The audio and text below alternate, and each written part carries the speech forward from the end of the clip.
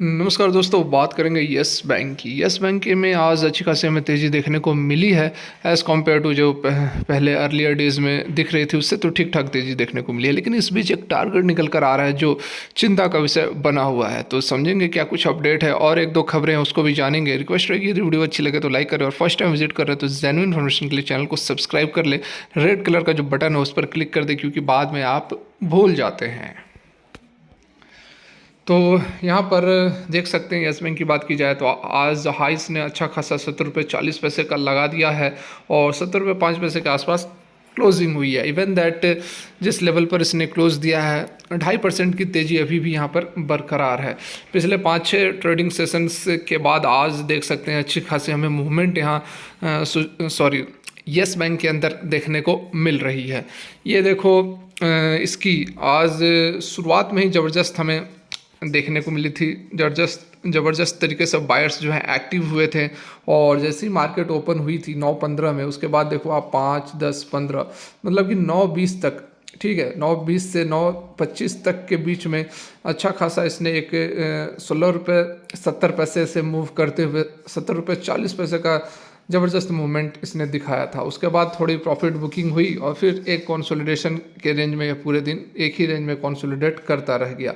ज़बरदस्त वॉल्यूम्स भी उठाई गई है, 5 मिनट के अंदर 13 से 14 मिलियन की वॉल्यूम उठाई गई है, मतलब कि खरीदारी की गई है। बड़े प्लेयर्स कुछ यहाँ पर एक्टिव होते हुए नज़र आ रहे हैं। यहाँ पर देख सकते हैं कि पिछले लगभग 10-12 ट्रेडिंग सेशंस से आज का जो वॉल्यूम था, वॉल्यूम भी ज़्यादा है। यहाँ पर देखिए आज लगभग कितना, यहाँ पर थोड़ा जूम करके क्लियर पता चलेगा, लगभग 130 मिलियन आसपास के वॉल्यूम्स जनरेट होते हुए नज़र आ रहे हैं, जो कि इससे पहले इस दिन बना हुआ है। ठीक है, तो सारा कुछ तो अच्छा चल रहा है, लेकिन इस बीच एक खबर निकल कर आ रही है इसके टारगेट्स को लेकर। कुछ टारगेट जो हैं वह चिंता का विषय बने हुए हैं, आइए देखते हैं। तो यहाँ पर आप देख सकते हैं sell Yes Bank target price of ₹12 MK Global. देखिए, और ये लेटेस्ट अपडेट है, ऐसी बात नहीं कि पहले की खबर आपको बताई जा रही है। देखिए लास्ट अपडेटेड 22 नवंबर 2022 11:04 AM। तो देखिए इसके बारे में थोड़ा मैं आप लोग को बता देना चाहूँगा कि ये जो MK ग्लोबल है, इनका 12 रुपये का जो टारगेट है यह आज का नहीं है। अगर आप यस बैंक को रेगुलरली फॉलो कर रहे हैं तो आपको पता होगा आज से 2-2.5 साल पहले भी सेम टारगेट MK ग्लोबल के द्वारा 12 रुपये का दिया जा चुका है यस बैंक को लेकर। और ये जो टारगेट्स हैं हर एक 3 से 4 महीने 5 महीने के बाद अपडेट होते हैं। अपडेट मतलब कि टारगेट घटते बढ़ते नहीं है, ये खबर आते रहती है 6-6 महीने पर। लगभग मुझे लग रहा है ये जो है तीसरी या चौथी या पांचवी बार यह टारगेट निकल कर आए हैं और सेम MK ग्लोबल की तरफ से ही 12 रुपये का टारगेट दिया गया है। तो सवाल यह उठता है कि यह कितने विश्वसनीय हैं, इनकी बातों पर कितना हम भरोसा कर सकते हैं और क्या सही में इस इस खबर के पीछे कोई लॉजिक है, कोई एनालिसिस है, कोई बेस है। तो देखिए MK ग्लोबल जो हैं, आप इसके जब भी यस बैंक के रिजल्ट्स आने वाले होते हैं, क्वार्टर के जो नतीजे आने वाले होते हैं, उससे पहले भी यह एक कह सकते हैं कि निगेटिव माहौल बनाने का कोशिश करते हैं, क्योंकि हर बार ये बताते हैं कि यस बैंक को लॉस होगा, यस बैंक को इतना का लॉस होगा, और हर बार जो रिज़ल्ट आता है वह पॉजिटिव आता है।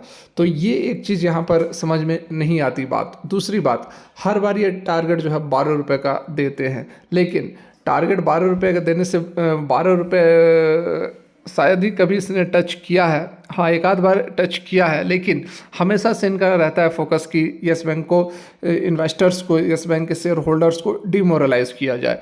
12 रुपये एट परसेंट देखिए 70 रुपये के आसपास से ट्रेड कर रहा है और 70 रुपये से 12 रुपये अच्छा खासा 30% 40% के आसपास का करेक्शन यहाँ पर बताया जा रहा है। और इस करेक्शन के पीछे कोई लॉजिक, कोई एनालिसिस मुझे नहीं लगती। आपको क्या लगता है, आप क्या सोचते हैं, आप भी कमेंट करके ज़रूर बताएं।